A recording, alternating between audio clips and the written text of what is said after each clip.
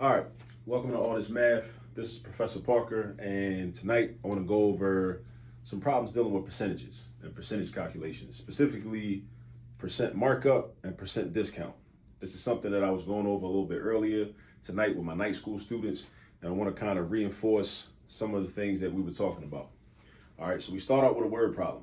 Now, with any word problem, you always want to read the word problem first and gain some type of understanding of what's being communicated in the word problem. So I'm gonna read it, and it says that a car, it could be any car, a car priced at $35,000 was marked up by 8%. All right, what was the new price? So that's one question that we have to answer. What was the new price? If the car originally was $35,000 and it got marked up by 8%. Further, the problem proceeds to say if the car had instead been discounted, so this is an alternate scenario, if the car had instead been discounted by 8%, what would the price have been, right? All right, so we're looking at two separate problems. All right, two totally separate problems. I know the wording might be a little confusing because it might make it seem like once you calculate the markup, then you got to take 8% from that or the discount from that. But no, this is like really, I could have wrote this differently, but this should be two separate problems. So one of the things I want to put you on to is a formula that you can use anytime you're dealing with a problem dealing with markups and discounts, right? Well, the formula for markups, the formula for discounts is similar, but with a slight difference. So, and put this in your notes. So the markup formula looks like this, right? You want to have the quantity of 1 plus the markup times the price. All right, now that's going to be, I should say, yeah, for the markup price. Yeah, so 1 plus the markup. Now, when I say the markup refers to the percentage increase or the percentage markup. But you can't put that number in there just in percentage format. You have to know how to convert percentages to decimals. For example, we have 8%, right? The way you convert a percent to a decimal is like this. We first imagine, okay, well, where's the decimal point in 8? There's no decimal point written. There's an invisible decimal point right here, right? If you're ever dealing with a number and there's no decimal point written in that number, there's an invisible decimal point past the number or the digit furthest to the right. So in this case, it's an 8. There's only one digit in there. So there's an invisible decimal point right there. The way you convert it to a decimal is you can either break out your calculator and divide by 100, or you can just think to yourself, what's 8 divided by 100? Do the math mentally. Or you can just move the decimal point 2 spaces to the left. Now, you might be wondering, like, how am I moving 2 spaces? There's only one digit right there. When you have this blank space right here, we use a 0. 0 is our placeholder. So we got 0, and that's that. So now this becomes 0.08.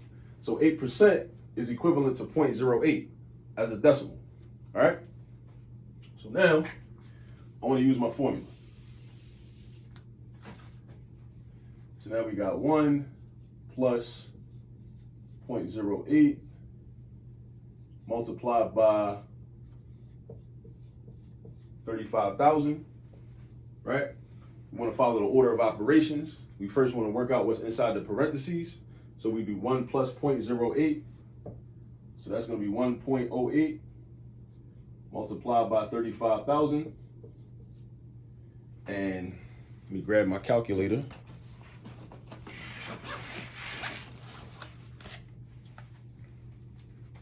So now I'm doing 1.08 times 35,000. And that gives me 37,800. All right. So if this car that was originally priced at 35,000 was marked up by 8%, the new price would be 37,800. And this is based on this formula right here. 1 plus the markup times the price. All right. Now, let's go to the second part of the problem. The second part states that if the car had instead been discounted, right? See, at first it was marked up. We talked about a markup. Now we're talking about a discount, right? if it had been discounted by 8%, the same 8%, but instead of the price increasing by 8% and going up to 37,800, now the price goes down. All right. So now we got to talk about that. We got to have that conversation. So let me actually erase all of this because we don't need this anymore. Let's talk about the discount. It's very similar. The formulas are very similar. So the discount price formula is 1. Now, when we discount something, are we adding money to it? Adding money to the price? Are we increasing the price? Or are we decreasing the price? When we discount something, we're decreasing the price. So we're not going to add. Instead, we're going to subtract. We do 1 minus the discount times the price. 1, take away the discount times the price. Now, we still have to represent the discount as a decimal. Not as a percentage, but as a decimal. And it's the same percentage, 8%. So just like in the first part of the problem, when we had 8% as 0.08, we're going to use it as 0.08 again. So 1 minus 0.08 times that same 35,000. Now we're subtracting. So 1 minus 0.08, that's like having $1 and subtracting 8 cents from $1, right? You're left with 92 cents or 0.92 multiplied by 35,000. We got 1 step left. So grab your calculator and do 0.92 times 35,000, which equals 32,200. So that would be the discounted price if you knock 8% off of this original price at a discount. All right.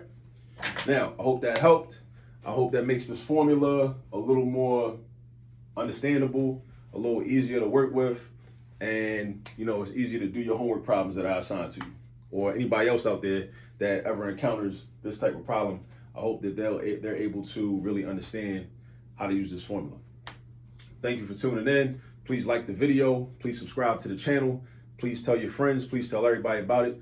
Tell other people to subscribe to the channel. And always do remember that there's all this math all around us.